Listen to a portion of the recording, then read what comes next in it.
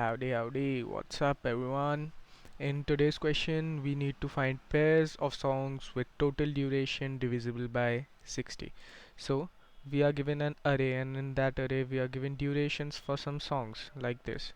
What we need to return is we need to return the pairs which satisfy this condition that the time for first song and the second song is divisible by 60 completely. In this case you can see that okay, 150 and 30 makes a pair. Then we can see that does 140 uh, 120 makes a pair, 40 and 20 makes a pair, and that. And in second case all of them makes a pair because all of them are divisible by 30. So I wrote the solution, but I'll be writing it again. And actually there are two methods to solve this.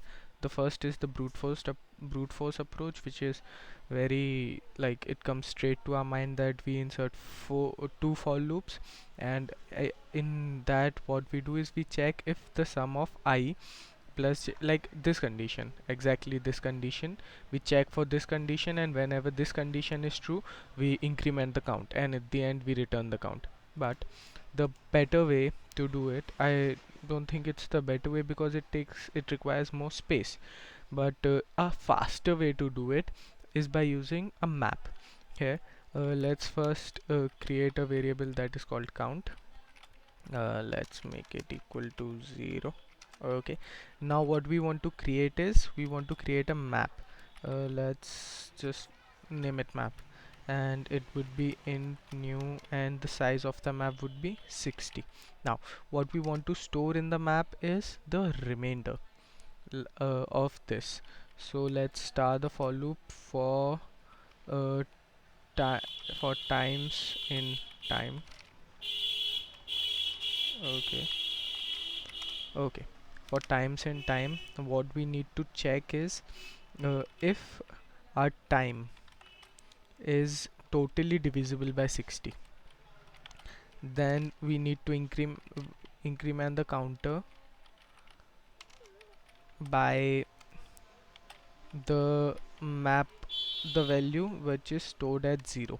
I'll explain you the code just in a second after after I finish writing this. Else what we want to do is we want to increment the count by, let's say, a map of what 60 holds, and what we'll subtract from it is uh, times the remainder that times gives us with 60. I'll take an example for this and it will be very easy for you to understand. At the end what we want to do is we want to update our map, so the map will increment like uh, times remainder 60 plus plus, and at the end just return count. Here let's see if I did everything correctly or not. Okay, I did some mistake. What? Okay, I is this a keyword? I mean, I hope not. Oh, no, it's not a keyword. I'm stupid. That's all. I wrote it. Why is this happening? I didn't even touch this. Yeah, good.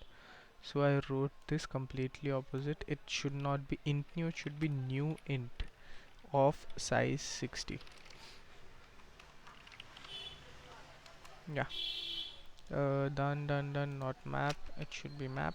Done. Okay, let's see if it works or not. Uh, duh, duh, duh, duh. Uh, Cannot found. Okay, I misspelled count. What's happening to me right now?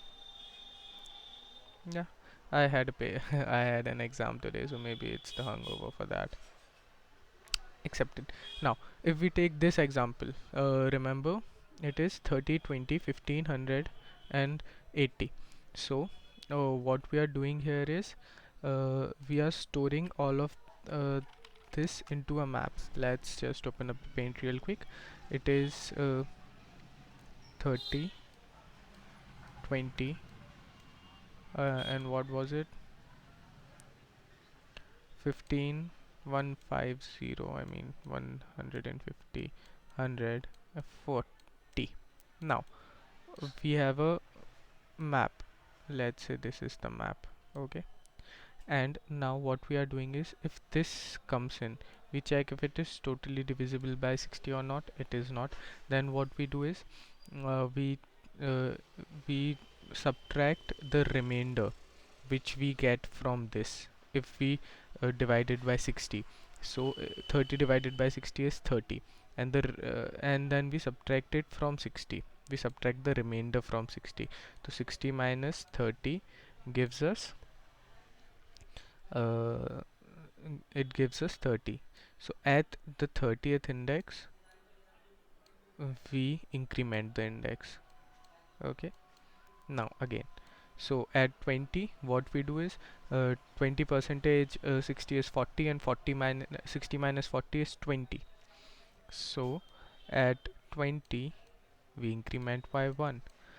Same for this, 150 percentage 60 is 30, and this is actually incremented.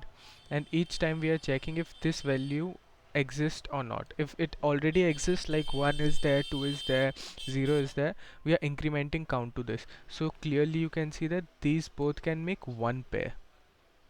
That's why first when it was entered it was only 1. Now this has entered, so the value is 2. But right now a counter has only been updated once. When this entered, then only a counter was updated and its value became 1 because of this. Now for 20, a value of 20 is stored. Let's come for 40. Okay, so 40 percentage 30 is 60. 40 percentage 60 is 100 percentage 60 is 40, and 60 minus 40 is 20 again. So it will increment this counter here again. So this can make a pair with this 20, as well as this can make a pair with this 20. So our counter will return 1, 2 and 3. And that was the code, guys. It's really simple to understand if you do it with an example, and I hope I was clear. And what did I learn here is, if you want to use a brute force approach, map is most of the time the answer. If you want to optimize your brute force approach, map is most of the time answer. But brute force approach isn't that bad if you do not have such constraints. Like in this, I could have easily used the brute force approach. Thank you.